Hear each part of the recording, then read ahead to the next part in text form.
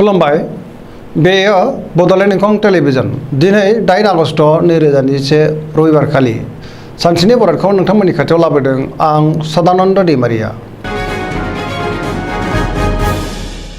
सिगां फरायनो लादों मेष राशि गिबि हांखो अ ल दिनैनि साना मोजां आरो गाज्रिनि गेजेरजों बाबेनलांगोन मोननो गोनांखौ दिनै मोननो गोब्राब जागोन सोरजोंबा थगायजानोबो हागौ गोसोखौ दिनै जोबोर गिलुं गिलुं मोनगोन लामा सामायाव हान्थियोब्ला सांग्रां जानाया गाहाम जाब्रबथायनि आसा दङ गोसोआव जिंगाया बांगोन देहाया दिनै मोजाङै थागोन रांखावरियाव मोजां नङा आयनिख्रुइ खरसायासो बांसिन जागोन बेफार फालांगियावबो मोजां नङा होनजायो गोबां खहा जानांनो हागौ गोबां खामानियाव मुखुब थानांगोन मावनो लानाय खामानिखौ मावफुंनो गोब्राब जागोन न'खराव अनलायनाय फैगोन गुबुनखौ बांद्राय फोथायोब्ला दिनै गोबां खहा जानांनोबो हागौ सांग्रां जानाया गाहाम लाइमोनफ्रा गोसोखौ दिनै जोबोर आला खाला मोनगोन गोसोनि साननायफ्रा देबर नांगोन नेगेटिभ एनार्जिनि गोहोम गोग्लैगोन।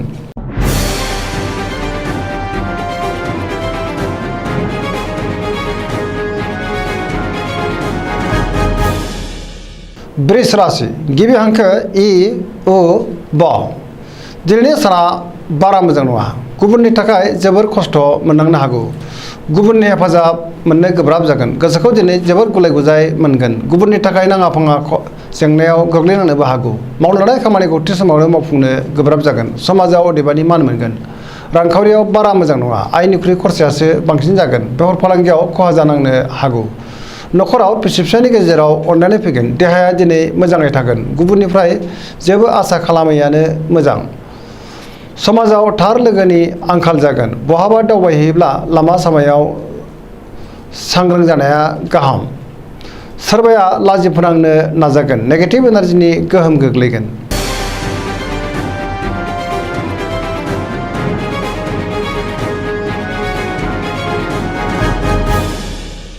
मिथुन राशि गिबि हांखो ख स दिनैनि साना जोबोर मोजां गोबां खामानि मावनो गोसो दुंखांगोन पजिटिभ एनार्जिनि गोहोम गोग्लैगोन गुबुनखौ फोथायनो हागोन गोसोखौ दिनै जोबोर गोजोननाय मोनगोन देहायाबो मोजाङै थागोन रांखावरियाव जोबोर मोजां मोननो गोनांखौ दिनै मोननो हागोन आरजिनो दोनखौ दोनथुमनो हागोन बेफार फालांगियाव मोजां मुलाम्फा मोननो हागोन न'खराव अनलायनाय फैगोन समाजाव मान मोनगोन गोसोनि बोलोआ बांगोन बिदा फंबायजों मोजां सोमोन्दो थागोन बिमा बिफानि अननाय आरो बोर मोनगोन लाइमोनफ्रा मोजां खौरां मोनगोन गोसोआ दिनै जोबोर रमान्टिक जागोन फरायसाफ्रा फरायनायाव गोसो दुंखांगोन आरो मोजां फिथाइ मोननो हागोन सरासनस्रायै दिनै साना जोबोर मोजां आरो मोजाङैनो बारग'लांगोन।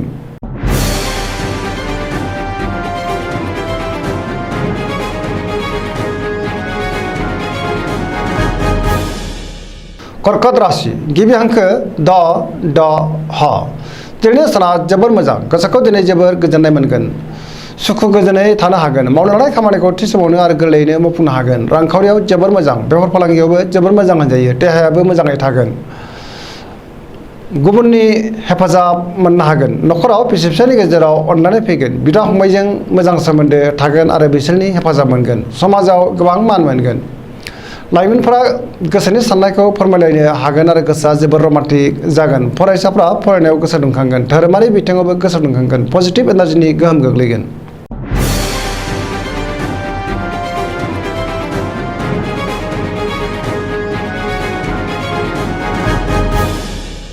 सिंह राशि गिबि हांखो म ट दिनैनि साना बारा मोजां नङा मोजां गाज्रिखौ सायख'नो रोंनाय नङा बुद्धिनि एबा सोलोनि आंखाल जागोन गोबां मोजां खाबुआ आखाइनिफ्राय गोमालांगोन गोसोखौ दिनै जोबोर उसुखुथु मोनगोन गोसोआ जोबोर रमान्टिक जागोन मावनो लानाय खामानिखौ मावफुंनो गोब्राब जागोन रांखावरियाव मोजां नाथाय खरसायाबो बांगोन बेफार फालांगियाव मोजां मुलाम्फा मोनगोन न'खराव अनलायनाय फैगोन गोसोनि बोलोआ बांगोन गोसोनि साननायफोरा जाफुंगोन समाजाव मान मोनगोन न'खराव बिसि फिसायनि गेजेराव अनलायनाय फैगोन सेंग्रा सिख्लाफोरनि गोसोआ दिनै जोबोर रमान्टिक जागोन।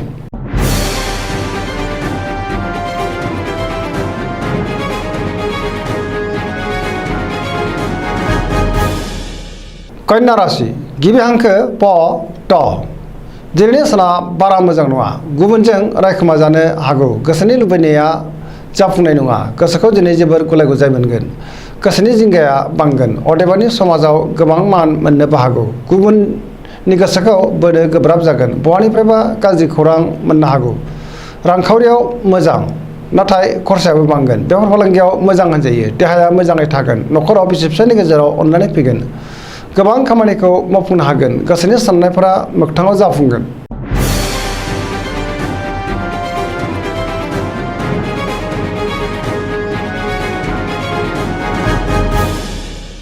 तुला राशि गिबि हांखो र ट दिनैनि साना जोबोर मोजां। बहाबा हान्थिनो खाबु मोनगोन आरो हान्थिनो हागोन। सोरबा गोजाम लोगोखौ बहाबा लोगो मोननानै गोसोखौ दिनै जोबोर गोजोननाय मोनगोन। गोसोनि साननायफोरा जाफुंगोन। मावनो लानाय खामानिखौ थि समावनो मावफुंनो हागोन। देहायाबो मोजाङै थागोन। रांखावरियाव जोबोर मोजां। बेफार फालांगियावबो जोबोर मोजां मुलाम्फा मोनगोन। गोसोनि बोलोआ बांगोन। न'खराव बिसि फिसायनि गेजेराव अननानै फैगोन। समाजाव दिनै गोबां मान मोनगोन। लाइमोनफोरनि गोसोआ दिनै जोबोर रमान्टिक जागोन आरो गावबा गावनि गोसोनि साननायखौ फोरमायलायनोबो हागोन। फरायसाफ्रा फरायनायाव गोसो दुंखांगोन आरो मोजां फिथाइ मोनगोन।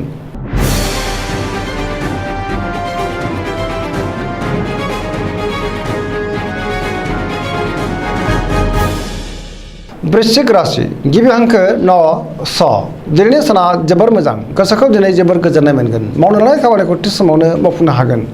गोसोनि साननायफोरा मोगथाङाव जाफुंगोन। गोसोनि बोलोआ बांगोन। बहाबा दावबायहैनो एबा हान्थिनो खाबु मोनगोन। न'खराव अनलायनाय फैगोन। रांखावरियाव दिनै जोबोर मोजां। बेफार फालांगियावबो जोबोर मोजां मुलाम्फा मोनगोन। देहायाबो मोजाङै थागोन। गुबुननि थाखाय अदेबानि नाङा फाङा जेंनायाव गोग्लैनांनोबो हागौ। लाइमोनफोरा गोसोखौ दिनै जोबोर रमान्टिक मोनगोन। सरासनस्रायै दिनै साना जोबोर मोजां आरो मोजाङैनो बारग'लांगोन।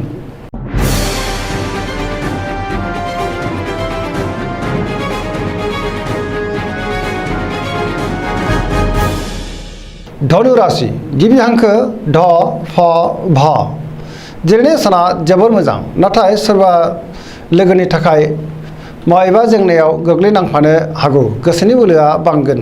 गोसोखौ दिनै जोबोर गोजोननाय मोनगोन। मावनो लानाय खामानिखौ मावफुंनोबो हागोन। नाथाय गोब्राबै मावनांगोन। गोसोनि साननायफोरा जाफुंगोन। रांखावरियाव जोबोर मोजां होनजायो। आरजिनाय धोनखौ दोनथुमनो हागोन। बेफार फालांगियाव मोजां मुलाम्फा मोनगोन। समाजाव मान मोनगोन। न'खराव अनलायनाय फैगोन। गुबुननि थाखाय मोजां खामानि मावनानै होनो हागोन। सोरबा लोगोनिफ्राय हेफाजाब मोननो हागोन।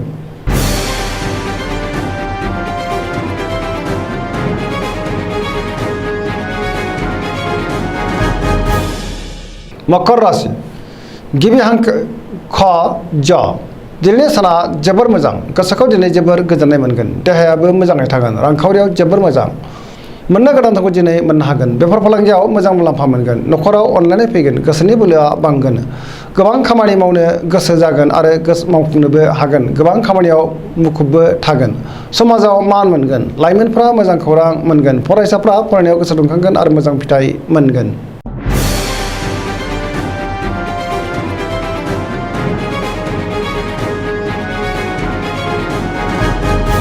कुम्भ राशि गिबि हांखो ग स स दिनैनि साना बारा मोजां नङा। माबा मोनसे गोरोन्थि मावफ्लांनानै गोबां खहा जानांनोबो हागौ। बहाबा थांनांगौब्ला दिनै सांग्रां जानाया गाहाम। जाब्रबथायनि आसा दङ।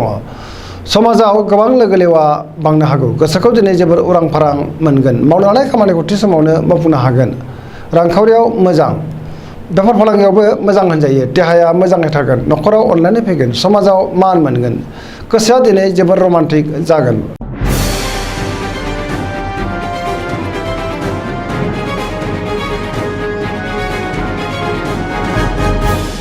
मीन राशि गिबि हांखो द स दिनैनि साना बारा मोजां नङा। नाथाय बेलासे समहालागै मोजां होनजायो। सुथुराबो बांगोन। गोसोखौ दिनै जोबोर गलाय गुजाय मोनगोन। सोरजोंबा रायखुमा जानोबो हागौ।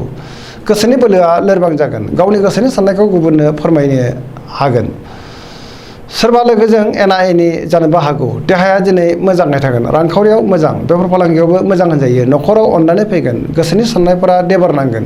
गुबुनजों बाङाय बुंनायानो गाहाम। नेगेटिभ एनार्जिनि गोहोम गोग्लैनो हागौ।